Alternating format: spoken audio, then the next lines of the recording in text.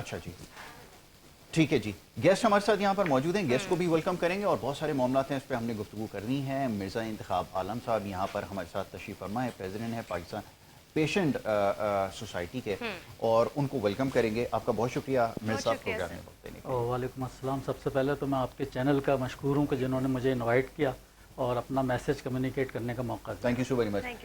Patient protection کے حوالے سے یہ پرسیپشن ایکچولی ہے کیا؟ ہمارے یہاں تو پروٹیکشن ہی کوئی نہیں ہے, لیکن یہاں پہ پیشنٹ کو پروٹیکٹ کرنے کے لیے آپ نے ایک سوسائٹی بنائی ہے. پیشنٹ پروٹیکشن سوسائٹی یہ سمجھ لیجیے شہر کراچی میں 32 سال سے پور پیشنٹس کے لیے حوالے سے کام کر رہے ہیں. اور اس شہر میں جب 1000 بھی این جی اوز نہیں ہوتی تھی تو تب یہ 94-95 میں بنائی گئی تھی اور میں اس کا فاؤنڈر تھا.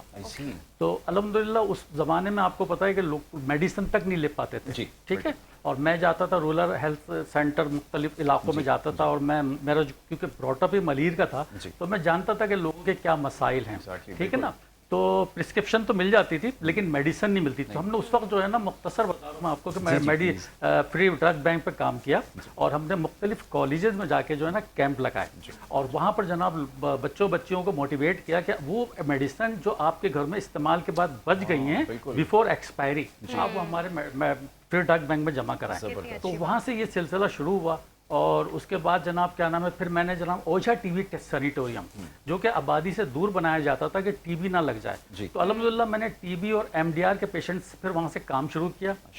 یہ بتا رہا بات آپ کو 96-97 کی, اور وہاں پر جو ہے نا مختلف فلنتھراپسٹ کو ہم لے کے جاتے تھے.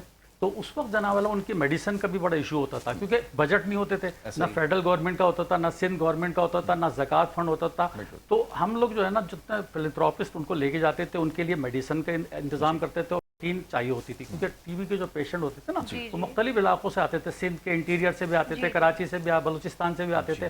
تو ان کے لیے جناب والا جو بھی ان کی سہولیات ہیں ان کو ہم فراہم کرتے تھے. تو یہ سفر الحمدللہ وہاں سے شروع ہوا, اور اس کے بعد جناب کیا نام ہے, ہم نے بہت میڈیکل کیمپ کیے, اور خاص طور سے میں آپ کو بتاؤں کہ میں نے جیلوں میں بھی کیمپ کیے, خواتین جیلوں میں کیمپ کیے, کیونکہ وہاں پر جو ہے نا اسکن ڈیزیز بہت ہو جاتی تھی. کیونکہ ایک ہی کمرے میں آپ کئی قیدیوں کو خاتون کو رکھتے تھے, تو وہاں پر ان کے ساتھ بچے بھی ہوتے تھے.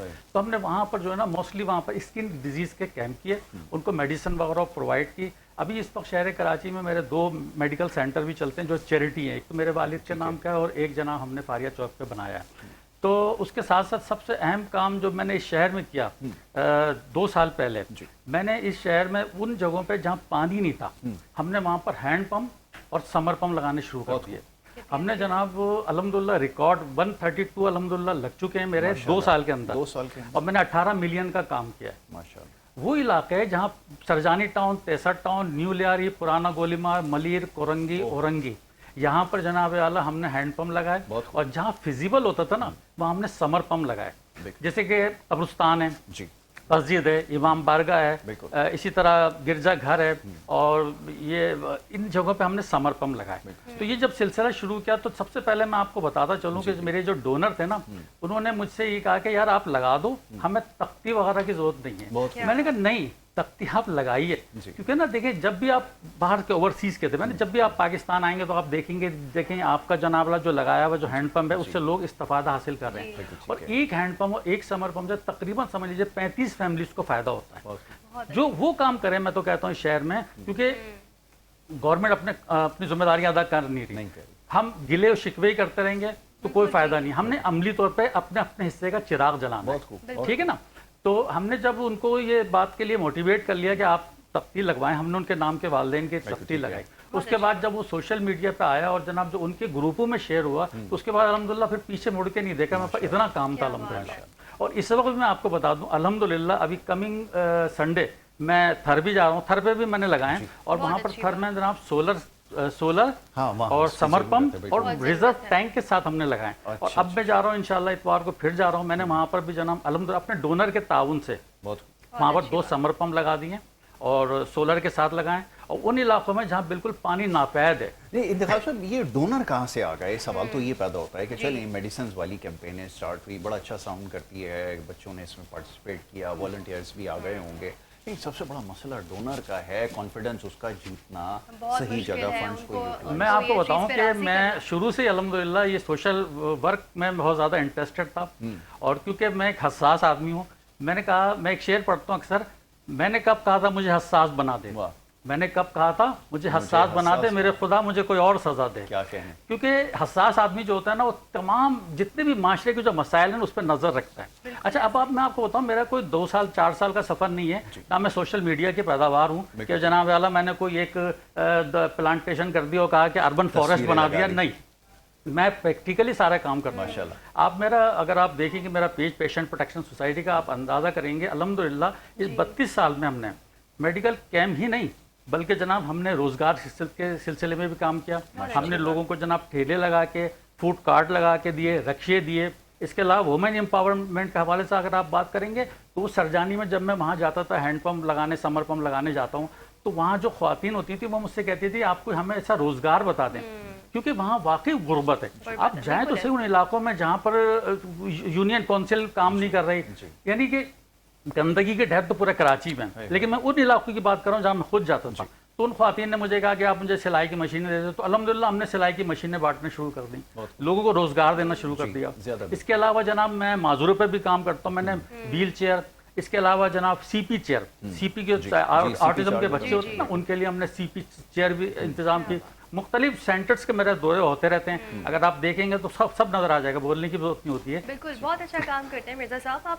اچھا مرزا صاحب، کچھ مریض ایسے ہوتے ہیں جن کا اب علاج ممکن نہیں ہوتا، ڈاکٹرز ان کو جواب دے چکے ہوتے ہیں کہ اب علاج پاسبل نہیں ہے، ان مریضوں کے لیے آپ کچھ کرتے ہیں؟ کوئی جگہ آپ نے بنائی ہے جہاں پر وہ اپنا جو ہے وقت گزار سکتے؟ دیکھیں میرا کوئی ہاسپٹل تو نہیں، میرا کلینک ہے، پولی کلینک ہے جہاں پر مختلف ڈاکٹرز بیٹھتے ہیں. لیکن اس قسم کے کیسز میں آپ کو بتا دوں کہ ایسے بھی پیشنٹ ہیں جو آئی سی یو سے واپس لے کے آ گئے، وہ لوگ کیونکہ ان کے پاس پیسے نہیں تھے، تو ہم ان کی جو ہسٹری ہے نا اپنے ڈونرز کو بھیجتے ہیں، اور اس کے بعد جناب کیا نام ہے اپنا وہ لوگ اس کو ٹریٹمنٹ جو بھی ہوتا ہے اس کے وہ کرواتے ہیں. یہ ہمارا ایک سلسلہ الحمدللہ یہ بھی ایک ساتھ ساتھ چلتا رہتا ہے. اب آگے کیا آپ سوچتے ہیں اپنے اس کام کو کس طرح بڑھائیں گے اور بہتر کریں گے؟ دیکھیں میں چاہتا ہوں کہ یوتھ میرے ساتھ آئے، کیونکہ اب ہم لوگ تو کام کر کے تھک گئے، ان کے پاس نئے آئیڈیاز ہیں اور نئی چیزیں وہ لے کے آ رہے ہیں، آپ اسے ایگزیکیوٹ کرنا چاہتے ہیں. ایگزیکٹلی میں یہ چاہتا ہوں کہ یوتھ آگے آئے اور یوتھ ان کاموں کو سنبھالے. اگر ہم نے پاکستان کو اسلامی جمہوری اور فلاحی مملکت بنانا تو ہر آدمی کو سوشل ورک کرنا حصہ ڈالنا پڑے گا. یہ انتخاب صاحب ایک خیال آیا ابھی آپ نے کہا میں سلائی مشینیں بانٹ رہا ہوں اور یہ کر رہا ہوں ہمارا، یہاں تو کلچر یہ ہے کہ وہ بکرے کے گوشت کا سالن بنا کر کھلایا جا رہا ہے، سڑک کنارے پہ دسترخوان لگے ہوئے ہیں. کوئی ایسا خیال نہیں آیا یہ کر لیتے، کوئی پیسے نہیں؟ اصل میں دیکھیں میں وہ کام کرنا چاہتا ہوں جو سسٹینیبل کام ہو، اس سے نا لوگوں کو فائدہ ہو. اگر آپ جناب کھانا کھلاتے رہیں گے، وہ جناب دوپہر کا کھا لیں گے اور شام کے لیے انتظار میں بیٹھ جائیں گے کہ شام میں پھر کھانا ملے گا. بیوی بچے چاہے گھر پہ بھوکے ہوں لیکن اس کو کھانا مل جائے گا، محنت نہیں کرے گا. نہیں ان کو بھی مل جاتا ہے، یہ بھی ہے تو سلسلہ چلنے کا میں بھی ہو سکتا ہے، لیکن میرے نظر میں تو یہ ہے کہ عام طور پہ یہ ہے کہ وہ لوگ بیٹھے رہتے ہیں کھانا کھاتے رہتے ہیں. میں دسترخوان کا بہت سخت خلاف ہوں. اس کی وجہ یہ ہے اگر آپ نے لگانا ہے نا، آپ جائیں سرجانی ٹاؤن میں لگائیں جی، جہاں واقعی پور پیش آپ نمائش پہ یا کہیں پر بھی نمائشی نہ لگائیں، بلکہ میں یہ کہوں گا نمائشی نہ لگائیں. آپ ان علاقوں میں جائیں. ہم جب رمضان کا مہینہ ہوتا ہے نا، ہم جو افطار کا انتظام کرتے ہیں نا، سحر کا انتظام انہی علاقوں میں جا کے کرتے ہیں، چھوٹے چھوٹے گاؤں میں جا کے کرتے ہیں. بالکل ایسا ہی ہے. تو یہ کلچر ہونا چاہیے. ایک تو یہ کہ ان کی امپاورمنٹ کے اوپر کام کریں، یہ اور دیگر جو این جی اوز کام کر رہی ہیں بڑی اچھی بات ہے، ضرور کیجیے. مگر اس سے زیادہ ضروری یہ ہے کہ آپ ان کو روزگار کی فراہمی کے لیے جیسے سلائی مشین کا آئیڈیا ہے اور بہت سارے آئیڈیاز ہیں، فوڈ کارٹ ہے اور بہت سارے طریقے ہیں، بہرحال اس کے اوپر کام کریں بجائے اس کے کہ یہ آپ انکم سپورٹ میں پیسے دے رہے ہیں اور فلانا چیز میں آپ دیتے رہیے. کبھی بھی پاورٹی میں کمی نہیں ہوگی. بلکہ آپ کو بڑی انٹرسٹنگ ایک بات بتا، انٹرسٹنگ تو آئی مسٹ ناٹ سے کہ انٹرسٹنگ ہے، بڑی افسوسناک بات میں آپ کو بتاتا ہوں کہ ہمارے ملک میں غربت میں اور زیادہ اضافہ ہو چکا ہے، باوجود اس کے کہ ہم اپنے بجٹ کا ایک بہت بڑا حصہ ان انکم سپورٹس کے اندر لگا رہے ہیں. اس کے باوجود بھی غربت نہیں ختم ہو سکی، نہیں ہو سکتی. ابھی جیسے آپ نے عرض کیا کہ بچے بھی تھے، والنٹیئرز بھی ہوئے، سلسلہ بھی شروع ہو گیا ہے، اور جیسے بھی ہمارا نے کہا کہ ایکسپینشن کہاں تک کرنی ہے. سوال یہ پیدا ہوتا ہے کہ یہاں پر ہمارے یہاں فلاحی کام کرنا ایک جوکھوں کا کام ہے، بڑا محنت کا کام ہے، بہت سارے مسائل کا سامنا کرنا پڑتا ہے، اور سب سے زیادہ جو فنڈز کی کمی ہے وہ آڑے آتی ہے. باہر سے جو پیسے بھیج رہے ہیں ان کے لیے مسائل ہیں اور بہت سارے مسائل ہیں. بہت سارے لوگوں نے تو یہ سلسلہ ہی ختم کر دیا چیریٹی کا ان وجوہات سے. آپ کو کن کن مسائل کا سامنے رائے ذرا یہ تو فرمائیے، اس کی نشاندہی بھی کر دیجئے. دیکھیں جس زمانے میں ہم نے کام شروع کیا تھا نا تو یہ سوشل میڈیا نہیں ہوتا تھا، اتنے چینلز نہیں ہوتے تھے. سن 2000 میں میں نے جو ہے نا واک کی تھی ہیپاٹائٹس کے خلاف، جب سن 2000 میں اس شہر میں اس پاکستان میں بلکہ یہ ہیپاٹائٹس آیا تھا.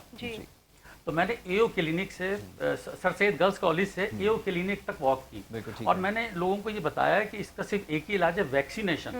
اب مسئلہ یہ ہے کہ ویکسینیشن بھی اس وقت جو ہے نا 2000 کی بات بتا رہا ہوں آپ کو 350 روپے کی جناب ایڈلٹس کی تھی اور اس کے بعد 250 کی بچوں کی تھی. 350 250 روپے بہت ہوتے تھے اس میں. ٹھیک ہے, ہم نے جناب الحمدللہ یہ کیا کہ کمپنی سے ایگریمنٹ کیا, MOU سائن کیا اور ان علاقوں میں جہاں پورس آبادی ہے جیسے ملیر میں نے وہاں کیمپ آرگنائز کیا.